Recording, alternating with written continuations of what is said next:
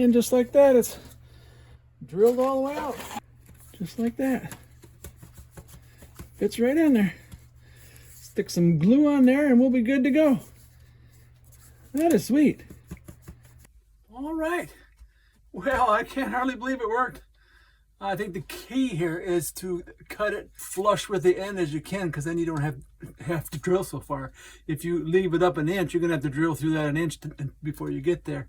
The way it's made, it's got this little round thing here that fits inside the pipe.